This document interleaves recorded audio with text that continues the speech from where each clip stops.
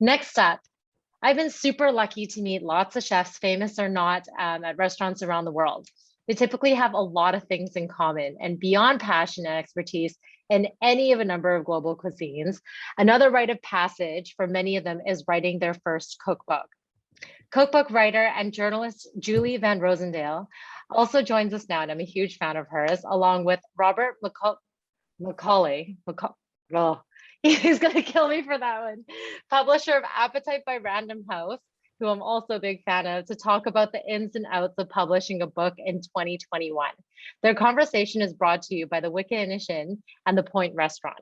Campers, remember to put your Q&As in the box, and we're gonna have Chef Robert Belcham answer them after their talk.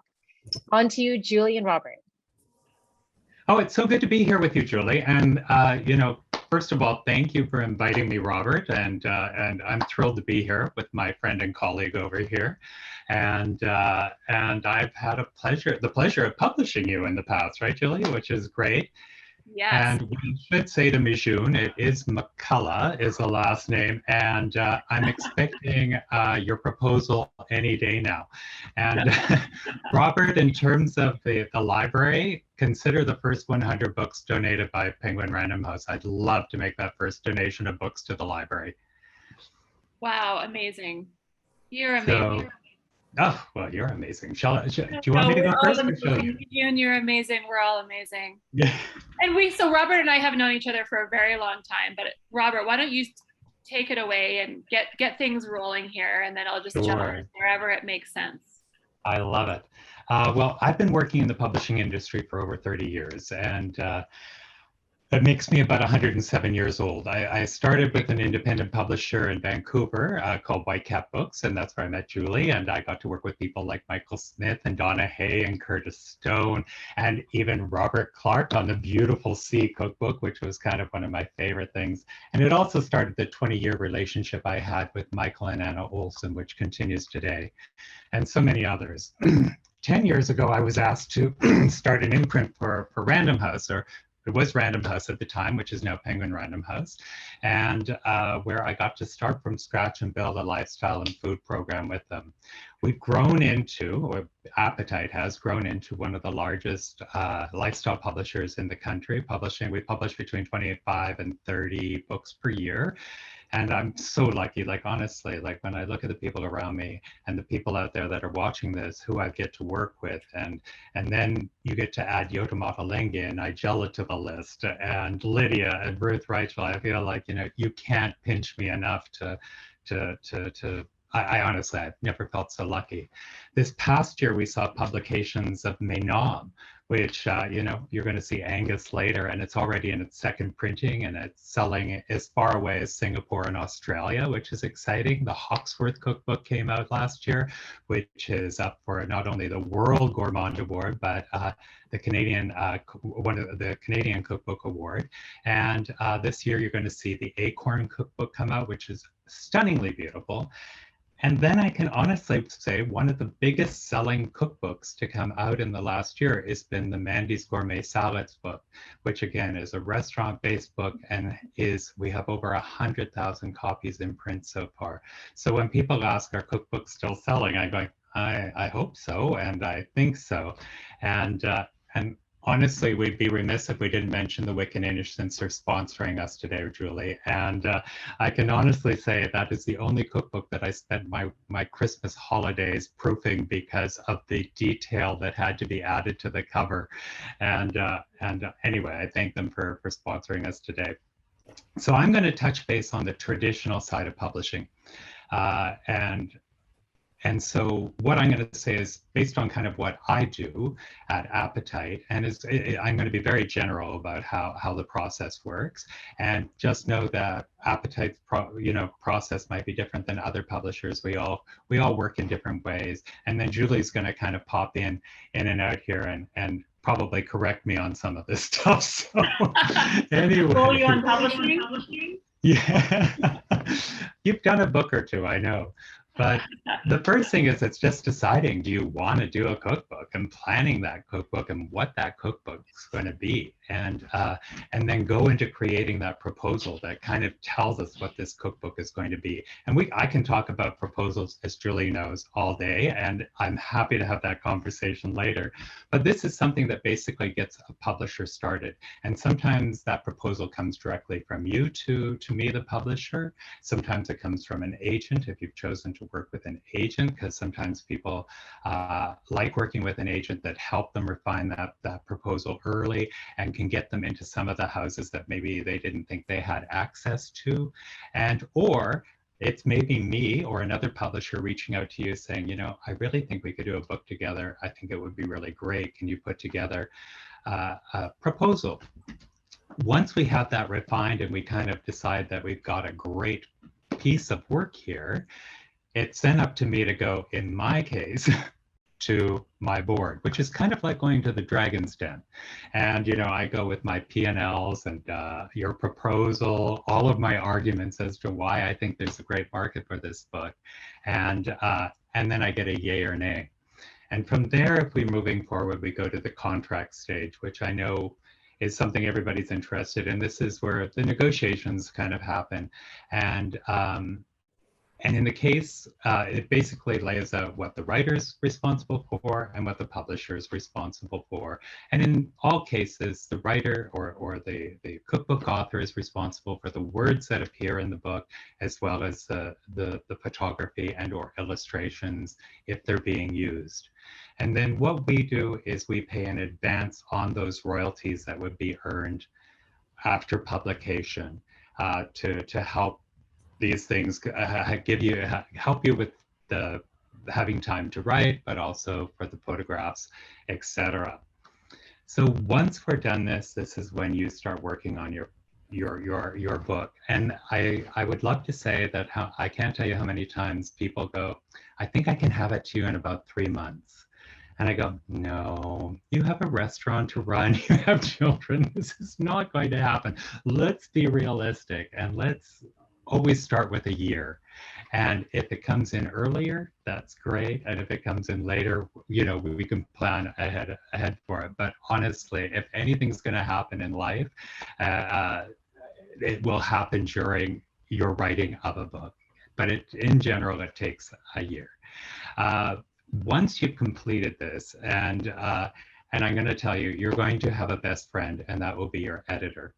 Your editor is going to have already had probably at least 24 calls with you, and they are going to go into what is the substantive edit of your book, which is basically looking at the book as a whole, looking at the organization, the broad strokes, and forming it into a complete book.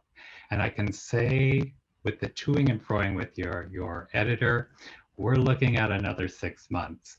It doesn't seem easy, and trust me, the first time you receive that book back and it's been red marked with all of their pen marks as to what they would change, and it's so disheartening, it's still going to be one of the best relationships you have, and it will go through several rounds.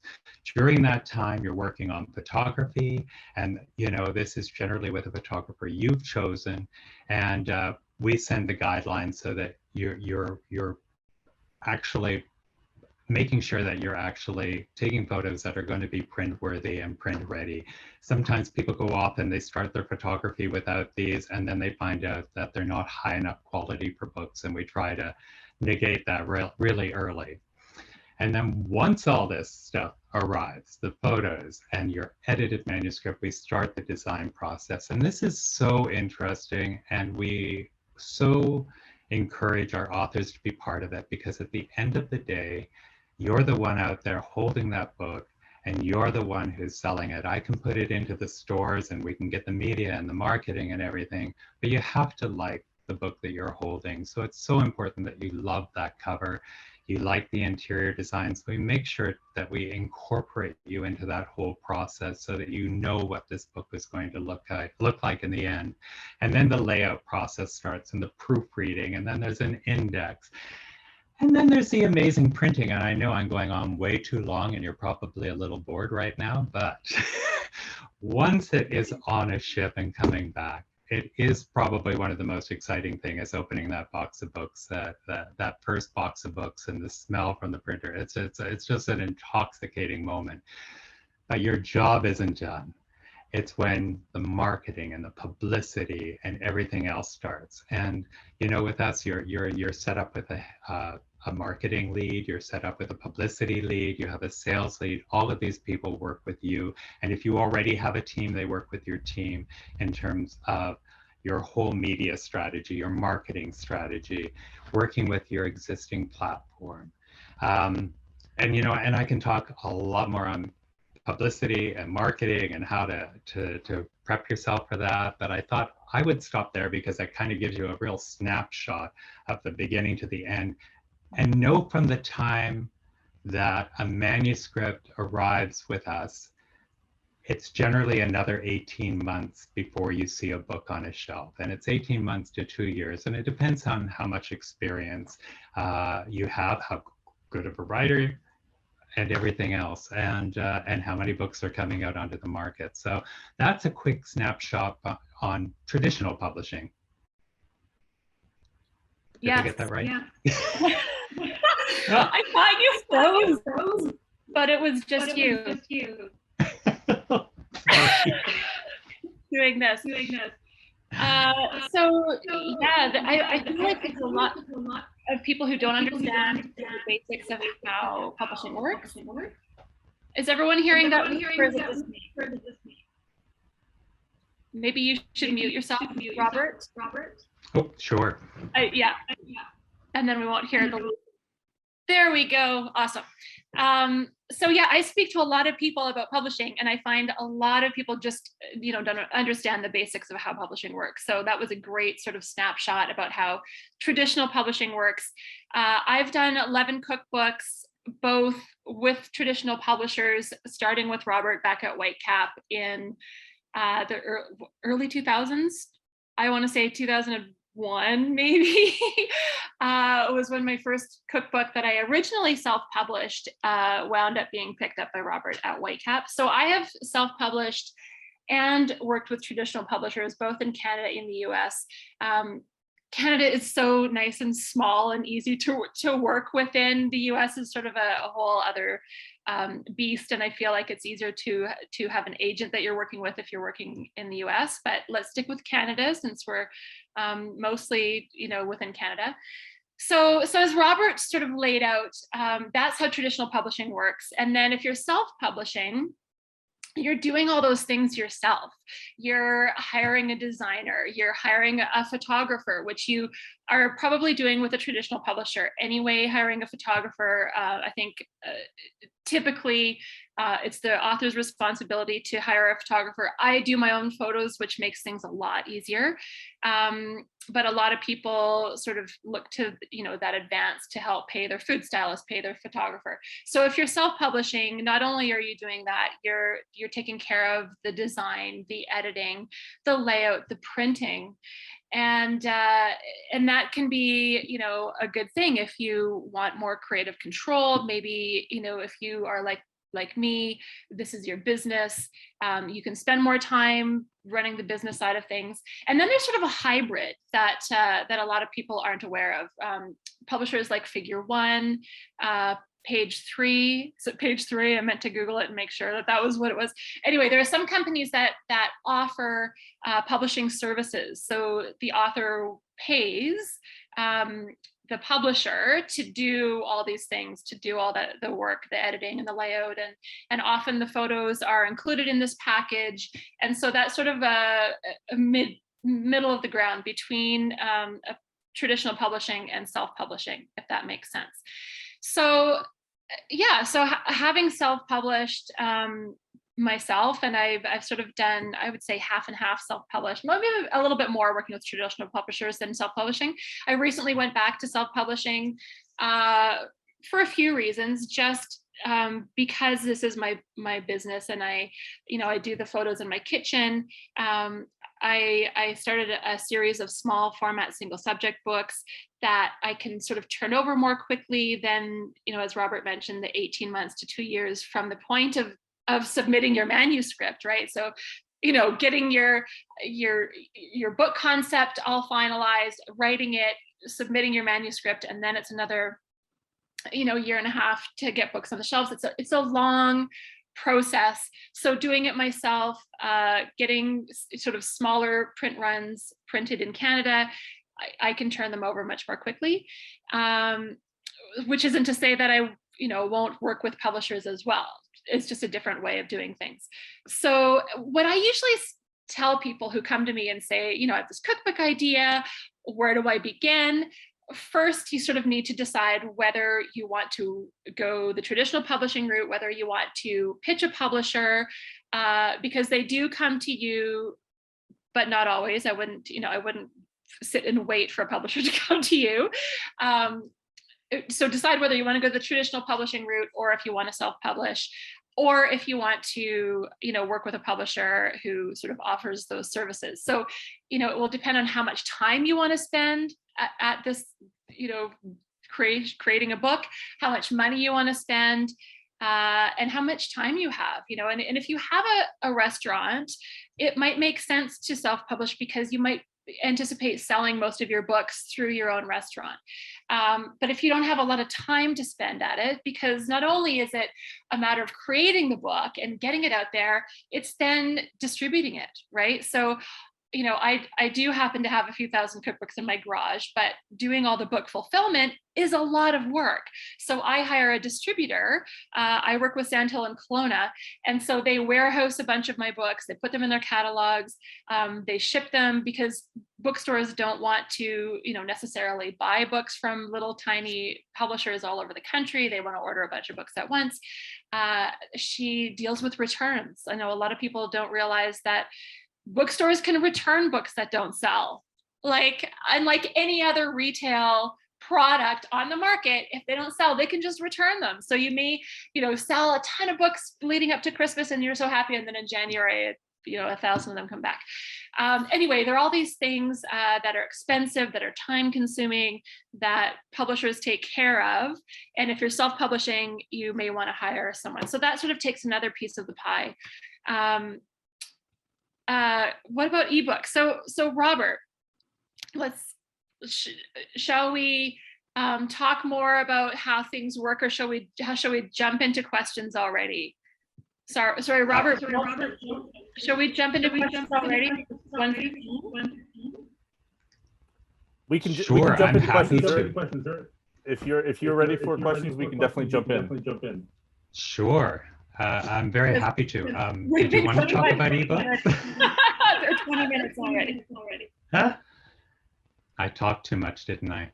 So I've got someone has a question for me, and then there's a question for you. Question for Julie: what about small ebooks? And then after I answer this, Robert McCullough, too many Roberts. Chris was wondering, you mentioned a publisher reaching out to someone to make a cookbook. What's the best way to get publishers' attention? So in ebooks, this is super interesting because I've started to see a rise in ebooks. There's so many great free programs online like Canva. You could make a really beautiful ebook. And with people searching for recipes online, it makes sense to be able to download an ebook. It's real time. There's no, printing cost. You don't have to worry about distribution. You don't have to worry about shipping them. So it's sort of a faster way to get your book out. But there still is that, I don't know, people want a physical book, right? Like there's something about having a physical book. People still see it sort of as the gold ring, right? Publishing a cookbook, working with a publisher like Penguin Random House, and Appetite. It's like there's clout to having a book that is a physical, a printed book. That said, it is a lot easier to do an ebook, and a lot of people are doing it. You can use programs like, Shopify, any sort of program that you can order products on, but something like Sendowl I've started to use. That's really inexpensive. People can buy a book for $5 and download it right away, and they're calling them digital downloads now instead of ebooks. They've been rebranded, right? Because ebook sounds like, anyone can do an ebook, but like, a digital download is a thing. So that's totally an option. But I feel like kids books and cookbooks are are things that are books that people want to have a physical copy of, you know, and still novels, you know, people still have that sense of nostalgia around a physical book, but cookbooks especially, I feel like people really like a physical book. Sandhill, I'll answer some questions in the chat while Robert talks. So Robert, why don't you answer Chris's question about what's the best way to get a publisher's attention? Sounds good. I guess, you know, it's super easy to get my attention. I've always made myself very available. I do want to just go back to ebooks just for a second, just because I can maybe talk about it from the publisher's standpoint. So for every cookbook that we do, we actually do an ebook version of that book. So what's interesting is I can say for the last 10 years, that it costs us more to make the ebook than we actually get in return, because the sales of those ebooks, so for every 5 or 7 or 10,000 copies of the hardcover book that would sell, it literally resulted in under 300 copies of an ebook version selling. Now, when COVID started and people weren't able to get access to books, and especially books with sourdough recipes in them, because Amazon wasn't shipping, books for a period of time, Indigo was closed, and Barnes and Noble, we saw a huge increase in ebook sales. So when I started looking at my numbers again this year, we saw books that would normally sell 300 to 400 copy in ebook form selling 2,000.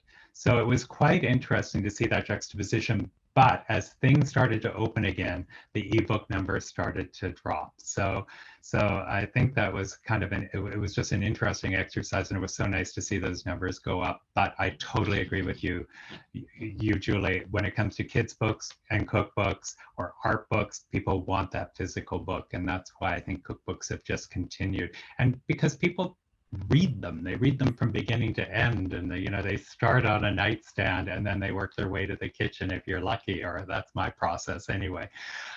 Going back to getting my attention, yes, no, I'm completely available, and if you probably know somebody who knows me who will give you my email address, but I'm always happy to talk to, and as would most publishers, talk to you about a book idea, or and is the book, is it something that's maybe pertains more to just the restaurant and your clientele, or is it something that has a much broader audience that would benefit from talking to a publisher about? So I'm always happy to have those conversations, give feedbacks on ideas, or even if it's not for me, give you some ideas on who you might approach. All right, so here's some other questions from the attendees. Here's a good one. Asking as a cook in BC, do you as publishers feel an element of gatekeeping with some kind of foresight in Canadian cuisine? Canadian restaurants gaining attention worldwide. The Wick Cookbook, the Vancouver on Vancouver Island, Jeremy Charles with Wilderness in Newfoundland. Do you feel like you're a gatekeeper to the world? I've never really thought of that, but it sounds like I have an awful lot of power.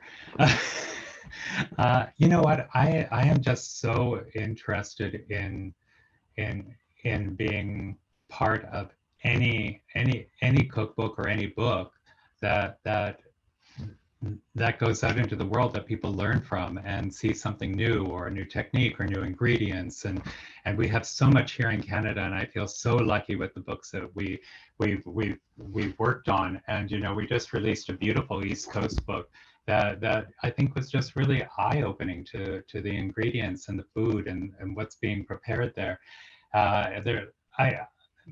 Honestly, it doesn't matter who I work with, I learn something, and I'm hoping that when these books go out into the world, people are learning. And I also spent a lot of time looking at historical Canadian cookbooks. And when I was at Whitecap, I had a program that was reprinting and reintroducing some of these books to Canadians that I think are incredibly important, because that's where a lot of the things where we started with the Five Roses cookbook, and there were so many of them, and that's something I hope to continue too. So we just want to learn. We're learn about culture and what we do. Can a writer approach you directly, or do you have to go through an agent? You can approach me directly. Okay, here's a good one from Sid. Maybe we could have Julie answer this one. Is it helpful to hire a food stylist to help make the photos sing? Yes, yes. It can be expensive to hire a food stylist, and depending on what you're working on, you may want a prop stylist as well. But yeah, food photos are tricky, and so you want them to be really good. So yeah, depending where you are, they can be expensive, but photographers who specialize in food and who maybe work with food stylists are your best bet for sure to make your food look great. Here's another one from the audience. How does someone make a book that sells well when there is so much competition nowadays? I would love to hear what Robert has to say about this, because there are so many cookbooks. So one thing that I tell people is that your personality is very, very important, right? When you're pitching a book idea, it's not just, oh, let's do a book about pie. It's who are you and what's your relationship with, your audience and the people who might be out buying cookbooks. But how you make it stand out that's tricky. What do you think, Robert? McCullough? Oh, I'm totally with you on that. And, and this is where, and one thing we never got to really talk about too much was platform and how you're building your platform and how you're putting yourself out into this, the world that we live in. And it's so important. And so I'm always looking for, I always look at a book and I go, would I buy this book? And I think that's a question you have to ask yourself when you're writing a book is, would I buy this book?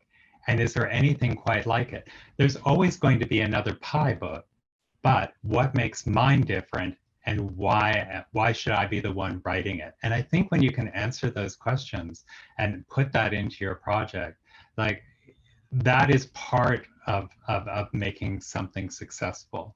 And then it's just understanding the world that we live in terms of putting yourself out there, and whether it's having a blog or whether it's an Instagram account. And we're doing our first TikTok cookbook this fall, which I'm really intrigued about, because this woman is named Poppy, who basically was a Michelin trained chef who lost her job during the COVID and then started this TikTok platform in order to teach young people how to cook. She has over 1 million followers, and it's been fascinating working with her on this process. So I can't wait to be able to report to you to tell you how that does. Well, that ties actually into a question from John. I have an idea for a cookbook of recipes from Twitch cooking streamers, but don't know where to start. I have a whole bunch of folks who are eager to get involved. Where would John start? Is that me or is that you, Julie? Oh, geez, sorry. I thought I was. It's for either of you, I think. But where would be a good place for John to start collecting all these streamers to showcase their recipes? That's tricky. I mean, do you know the streamers? It sounds like a sort of a community cookbook, like a newfangled community cookbook. I'm really curious about whether a huge audience, whether it's on Instagram or TikTok, translates to book sales, right? Do people who are TikTok fans necessarily buy books? Yeah, I don't know. I think Robert might have an idea about how to go about gathering recipes from Twitch streamers. I do want to add to that question about how to make a book. By the way, Saeed is a friend of mine in Calgary. He's an amazing pastry chef, and I hope he writes a book one day. Someone said something to me that really resonated. People will spend their money or their time or their energy on two things: solutions to their problems and good feelings. Which is so true in the cookbook world, right? When I think of a cookbook, the solution to your problem is I need to make sourdough bread. There's a cajillion sourdough bread cookbooks out there. How do I choose which one? Well, usually it's sort of an emotional connection with the author or the restaurant or whoever's putting out the book, or maybe it's a beautiful design, right? But I think of that when I think of putting together cookbooks, and there usually are those two elements: the solution to your problems and good feelings. Anyway, what do you think, Robert McCullough? Oh, there, I'm back. Sorry, I keep muting every time you come on so that I don't cause a reverb. But no, I totally agree with you. And in terms of doing those compilation books, they can be a little bit more difficult than you think they're going to be. I think it sounds, quite often it sounds easy just to reach out and get recipes, compile them, but you're still kind of responsible for the legal side of that and making sure that you have releases for all the recipes, that the recipes themselves are original. There's just lots of things that need to be taken into consideration when doing a compilation cookbook. And Julie and I have been part of these compilation cookbooks where I've either published or Julie's taken photos or like Soup Sisters, for instance, is a great community-based kind of cookbook. But those books take a long time, and sometimes you think you just have to have a really good idea going into it. It can't be just a simple compilation. There still needs to be a theme to drive the book and why people will buy it. And I think, again, that's the other thing you have to think about. And that's why I think, you know, with using this TikTok author this fall, it's as much of an experiment as a hope that it's going to be a success. It is an interesting experiment because it's very much like a community cookbook of, like you were talking about earlier, like what the homesteaders used to do. I have one last question from Luke Kennedy. How many proposals do you see versus what actually gets published by Appetite? I read approximately maybe 20 proposals a week.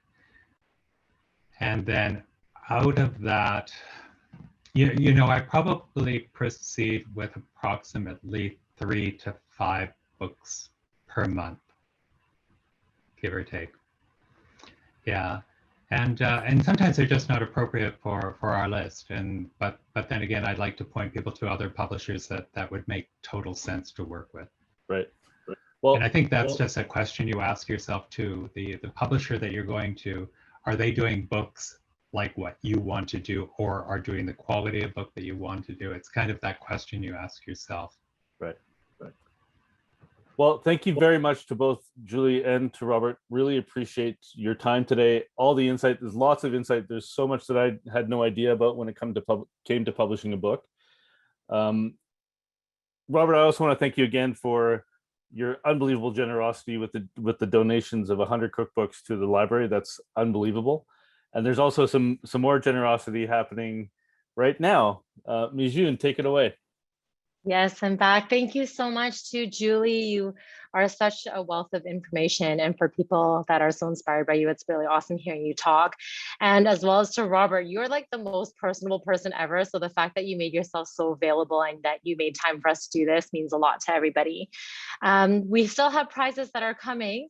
So next up, we have Alyssa Figuera of Toronto, Ontario. That's Figueira of Toronto, Ontario. Alyssa is the latest camper to be selected by a random name picker. Following the literary theme, Appetite at Random House has generously donated 10 of their best-selling cookbooks, plus the Sure to Please Wickenish cookbook for this featured prize. Congratulations, and we'll be in touch with you soon, Alyssa of Toronto, Ontario, with your prize. Our next COOKSCAMP presenter is the vice president of the Chef's Table Society and just happens to have recently authored a cookbook for Appetite. Co-owner of a successful Vancouver restaurant group, Chef Angus An is accustomed to demonstrating his restaurant's recipes, from the black pepper sauce popular on Vice to the BC spot prawn salad with chili jam video for the virtual Spot Prawn Festival this past May. Knowing how to best showcase your recipe for an online or TV audience is a learned skill. However, this type of media training can often cost a restaurant thousands of dollars. I'm not joking you. There's media training. There's how to properly do it on TV. So Angus has generously agreed to share some of the key things he's learned about this valuable skill set. This presentation was made possible by our friends at Clubhouse for Chefs. Campers, remember to put your questions in the Q&A box. Instead of the chat box, you can see there's a chat box, and then at the bottom, there's also a Q&A. So if you can put your questions in the Q&A instead of the chat, that can just help us distinguish which is which. And Robert Belcham will get back to us with those questions that you have. Welcome, Angus An. Hello, everyone. Thanks for being here. Obviously, we all wish that this is an in-person camp, but well, I won't introduce myself because it's on the screen, and I think it's very appropriate that I'm following up Julie and Robert, because I did just publish a book, and a lot of what they were talking about sort of brought back a lot of fun and some miserable memories, but mostly fun. And I think it's because of that process of the book publishing, and we launched the book last summer, and during COVID, publishing a book, and normally where you would do traditional media for the book launch, I was requested to do a lot of webinars or web-based media, and I think this is part of the reason why CTS has asked me to share some experiences to hopefully help people use it towards their experiences on TV or webinars or demos sort of things. I think mostly nowadays, if I think about sort of doing media, I think we have the traditional TV live media, we have the TV pre-recorded stuff, but I think recently with COVID, we are seeing more of the, this stuff, webinar, Zoom-based demos. Obviously, we still do a lot of in-person demos, but I haven't done a lot of those in recent time, but I'm gonna actually break down a few topics and tips that I found myself to use and to be useful. And hopefully that can help you as well. So I'm officially calling this my demo on demos, and subtitle what not to do on demos as well. So my first topic is actually how to use technology to better your presentation. And we have practiced this. I've used this a million times in the last year. I usually have a 2-camera system where this is my laptop camera propped up. I usually have a webcam that's at a wider angle so you can see me better. And then when we switched into doing demos, the laptop is sitting on the countertop, and you'll see the ingredients and sort of action. And most people don't realize that you have a little camera switch button on your Zoom if it's connected. We're right next to the stop video button. You can switch to your other camera, and we practiced this before at 11 o'clock was working, and just at 12 o'clock comes to stop working. So my other camera is not working, but I will show you my traditional setup is basically a 2-camera system, basically a wider camera on tripod, so it's wider and it's easier with better focus.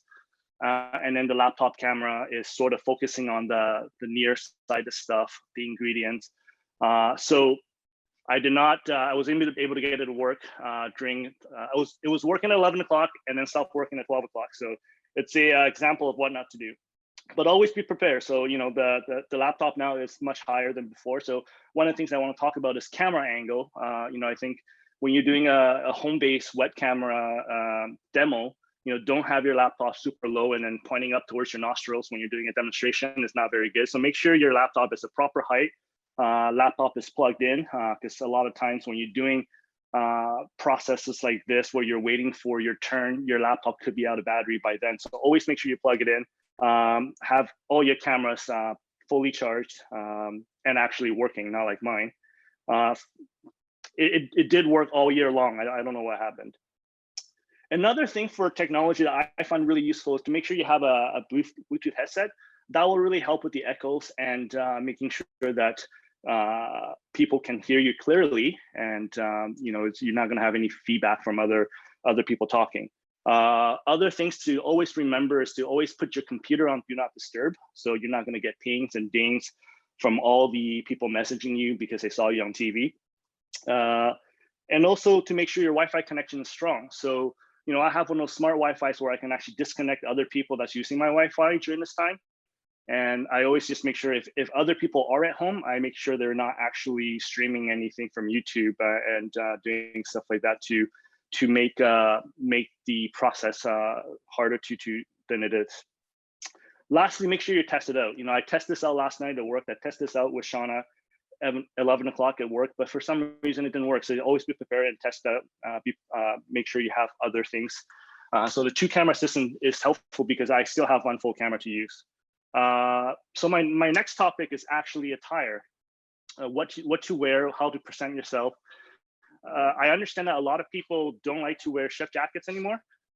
this is probably the only time I wear a chef jacket this month, but it is a very good opportunity to present yourself and represent your brand. So if you don't like wearing a chef jacket, maybe bring a branded t-shirt or a branded apron. That helps a lot. It's one of the few opportunities that you get to showcase yourself and your brand. So try to take advantage of that. However, try to avoid, shiny colors. I wouldn't go to a TV set with a gold mosaic chef jacket. That's probably not a good thing.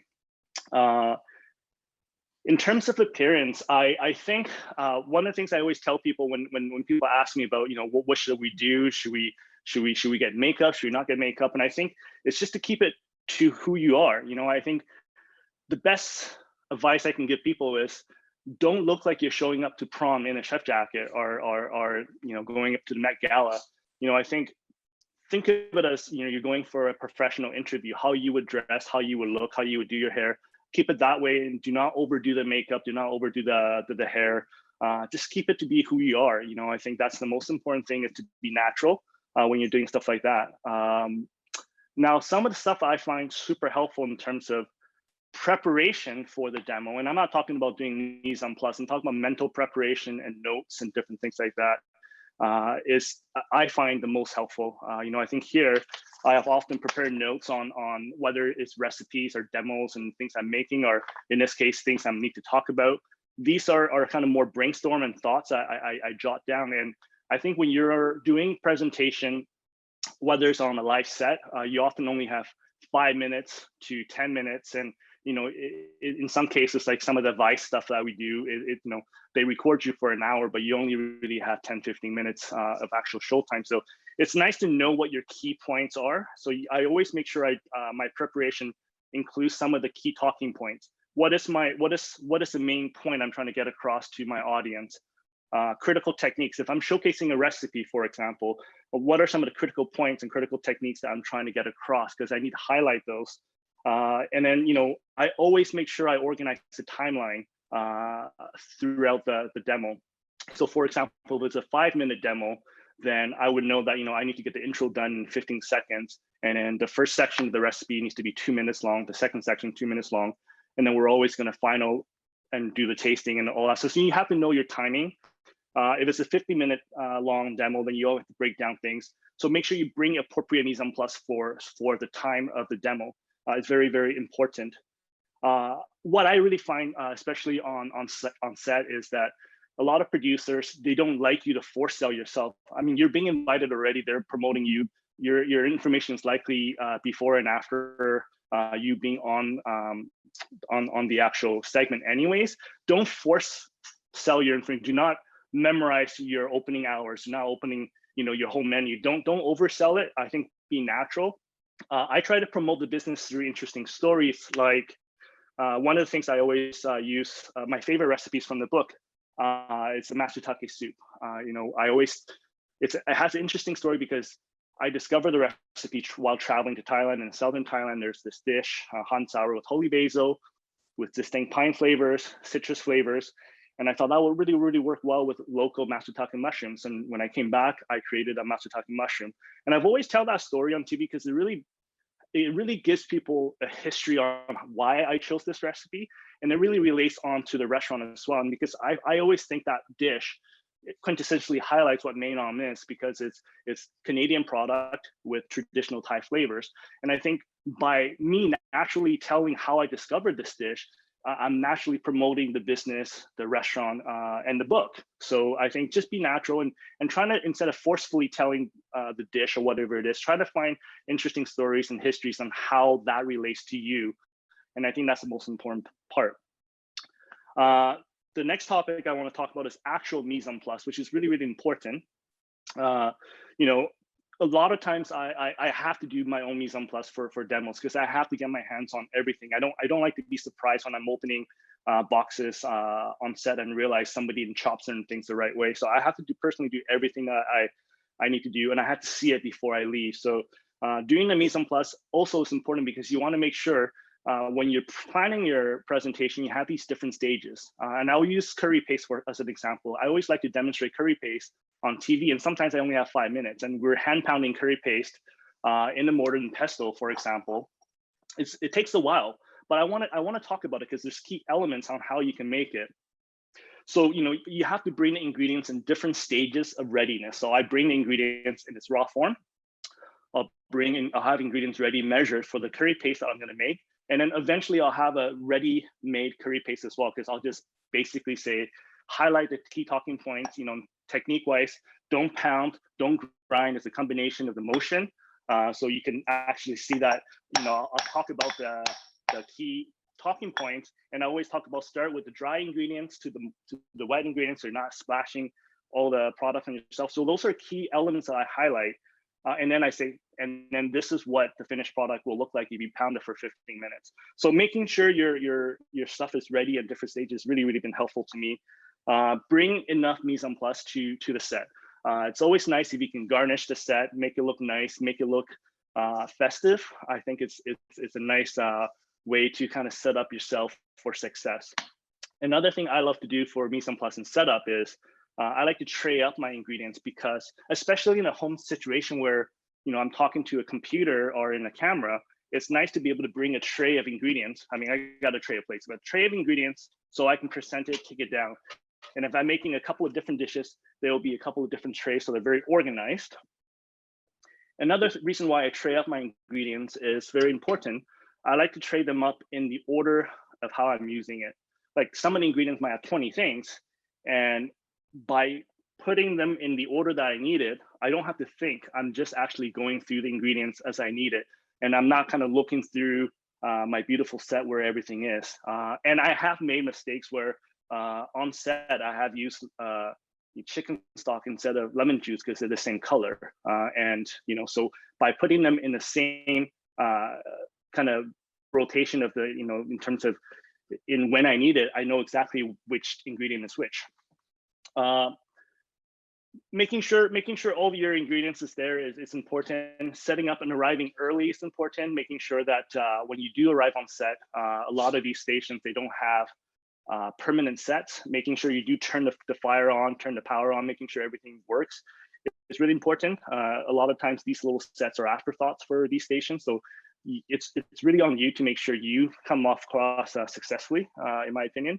Once I arrive and set up early, my thing is to always just visualize. I like to make sure everything is there in the right order of the things I need. I like to visualize my demo. And often when I'm visualizing, it's sort of meditation in a way.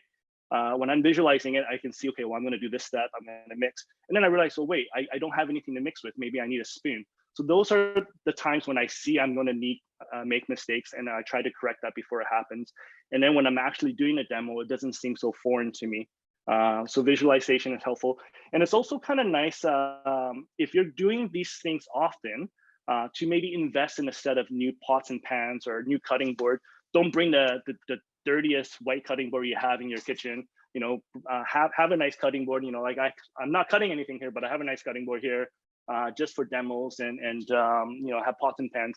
Making sure you have things that you can bring on set because they don't have much.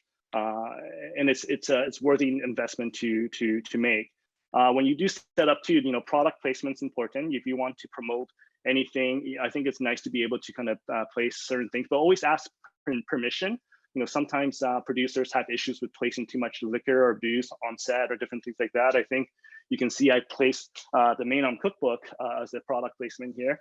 So, making sure you set up early allow you to kind of really best showcase yourself and your brand. Now, during the demonstration or during the demo, I think there's a lot of times where once you have all these set up done, it's a lot easier for me.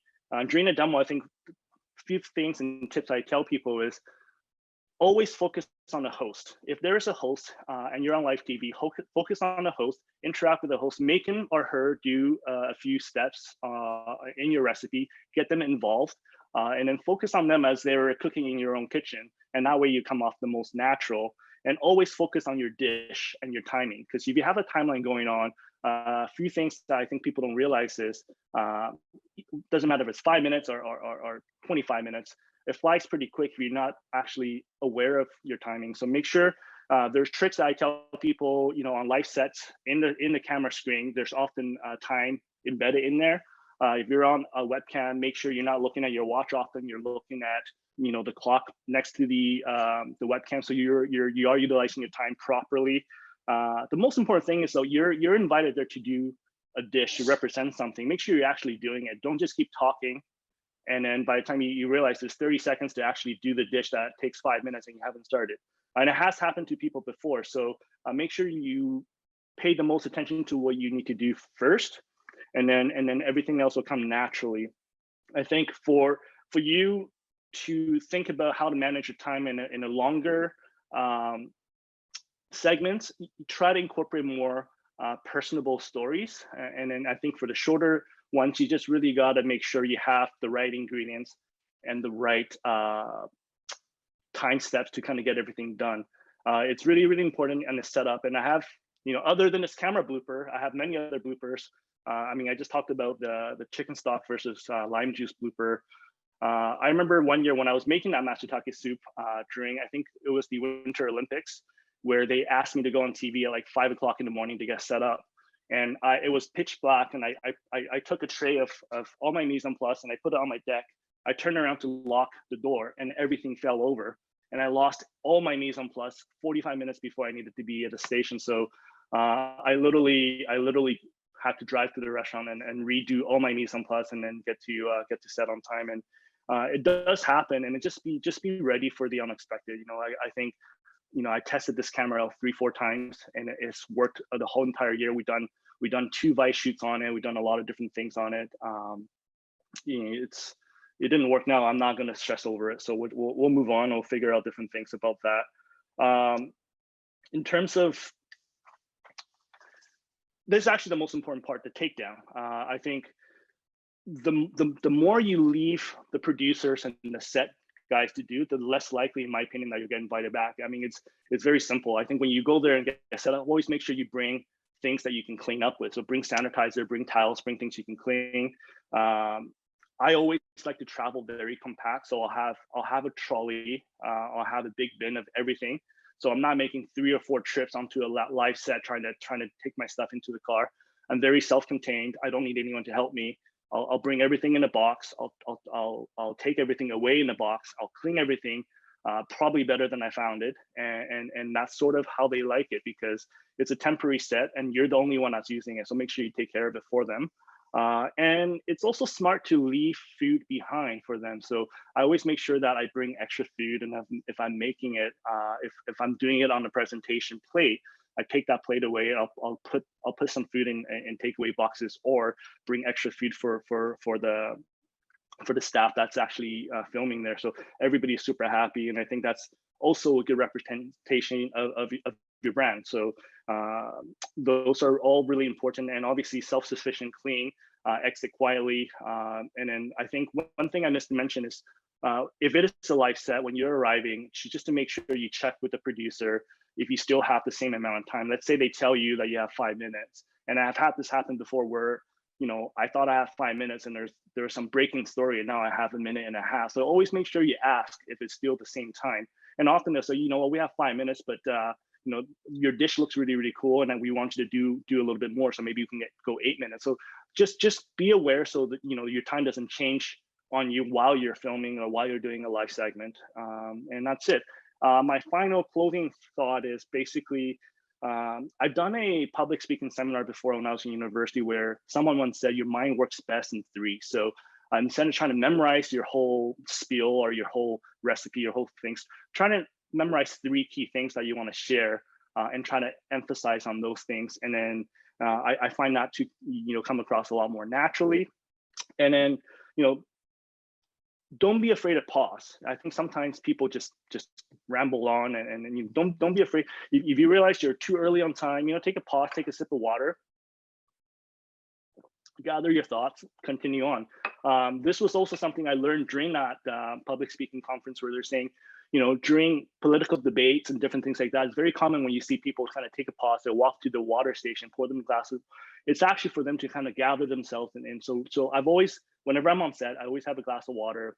If I find myself in trouble, you know, I'll pause, take a sip of water, and then kind of regroup and then reassess and continue on. And finally, just be natural and confident. I think you're invited on because you're a leader in your field, and you know, they look to you to because you do beautiful food or share different ideas, and you know, just be natural and confident. And I think that's probably the best advice I can give people. And I hope that is helpful for people. That's great, Angus. Thank you very much for doing this today to start with. And we have some questions from the audience. I have a couple of questions myself. You and I have discussed a lot in recent years. Aside from learning how to work to a camera and a microphone, what's the best way to build a message or campaign that can cut through the noise of everything that's going on and reach your audience? I think the best way, I'm gonna, you know, kind of beat the same drum as, you know, just be personalize whatever message you're selling. You know, let people connect with it through a story. So, you know, if I'm there showcasing a dish or showcasing a book, you know, let them know why you're doing it. You know, like I think sometimes when I'm talking about the book, instead of talking about the book as a whole, I talk about the inspirations of the book. I talk about the experiences, the ups and the downs about writing the book. And I think that will allow people to relate to, you know, don't force the information, but allow the information come through stories or personal connections. You talked a little bit about public speaking. You did a course on it.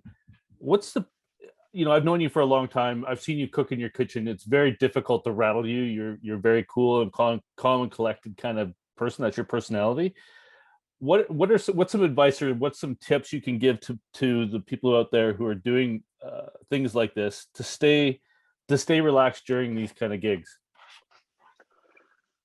Well, I mean, I think it's funny because today I don't get rattled easily, but when things don't go as planned, when I visualize it, you know, we were all here at 11 o'clock testing everything, and my camera was working great. And then suddenly when it starts, it stopped working. So, you know, I felt a bit rattled, but I think at times just be flexible and you know, I think I'm here because, you know, at least a few people here respect my opinion, and they want me to share it. So you know, I don't try to put too much on my shoulders, and I think I just trying to be as natural as possible. And that way, I think the message that comes across is going to be as natural as possible. And I don't overthink it.